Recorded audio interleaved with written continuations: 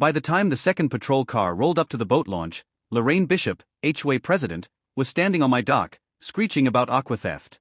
This man is stealing from the community. He's using the lake without paying the lake usage fee. That's maritime crime. I, Ethan Cole, sat on my dock. Lorraine held up a receipt.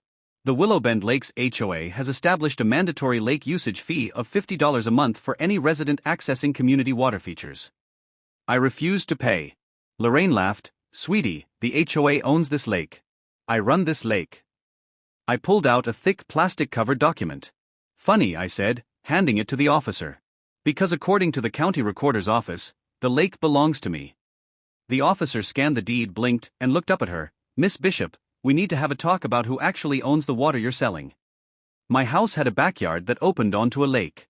Lorraine, wearing a visor that said, Lake Life Boss, claimed the HOA managed the lakes as community property. Then came her pastel green envelope, exciting new amenity. The HOA was implementing a tiered lake usage fee, $50 basic splash, hand fishing, to $100 golden wake, priority sunset slots. I declined, but she wrote back, it's not optional. Lakes are common property. The harassment began. Courtesy reminders were taped to my door, unauthorized sunrise coffee on dock, golden wake perk only. Then came the wristband system. I put the temporary orange band on my dog's stuffed duck. The final straw, a fine notice, $200 for unauthorized launch of watercraft, kayak, stating, this constitutes theft of community water resources. I demanded she show me the deed. She replied with the rules binder, writing, we own the lakes by implication. That's how HOAs work. I looked up the property maps. The winding blue shape of the lake had its own parcel number. I clicked it. Owner of record, Cole, Ethan M. Acquired 3 years ago. The previous developer had sold the lake parcel, 18L, with my lot. The water itself, the lake bed mine.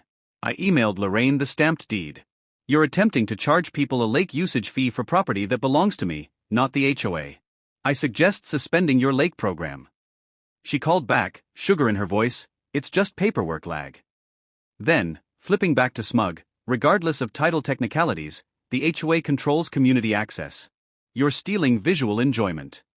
2 days later, I found her water rangers on my dock. I told them to leave.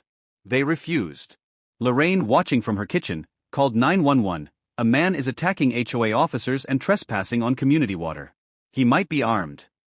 When the cops arrived, the officer reviewed my deed. Mr. Cole owns the lake, including the water and lake bed. He turned to Lorraine, ma'am, did you know the HOA doesn't actually own the lake? She insisted, we own the aesthetics, the community experience. The officer informed her, 911 is for emergencies, not HOA drama. My lawyer, Alicia Tran, called Lorraine's actions a potential fraud scheme. Alicia sent a cease and desist and filed a complaint with the state attorney general's office, tossing around phrases like unjust enrichment and systematic misrepresentation. The HOA board realized they were wearing liability targets. Neighbors started demanding refunds. Lorraine responded by doubling down, ignore false claims. The HOA retains full moral control of community water, regardless of technical title. All residents must continue paying. The showdown happened at the special lake governance meeting, with a local reporter and county investigator present. Alicia plugged in her laptop, displaying the parcel map with my name glowing blue on the lake. She showed Lorraine's fee structure, projecting $45,000 per year in lake usage revenue. The county investigator spoke, our office is opening a formal inquiry.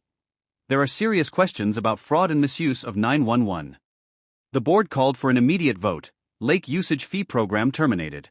All funds collected to be audited and refunded. Lorraine Bishop removed as HOA president effective immediately. Lorraine tried to protest, but the treasurer took her key card and gavel. The state attorney general's office announced a settlement. The HOA had to repay all collected lake fees plus penalties. Lorraine was personally fined $5,000 and formally reprimanded for abusing 911. The cherry on top, any future HOA work she does must include note, previously involved in unauthorized amenity fee program, subject to state enforcement action. Lorraine stood there, face pale, the anchor pin on her blazer catching the light one last time before she turned and walked out.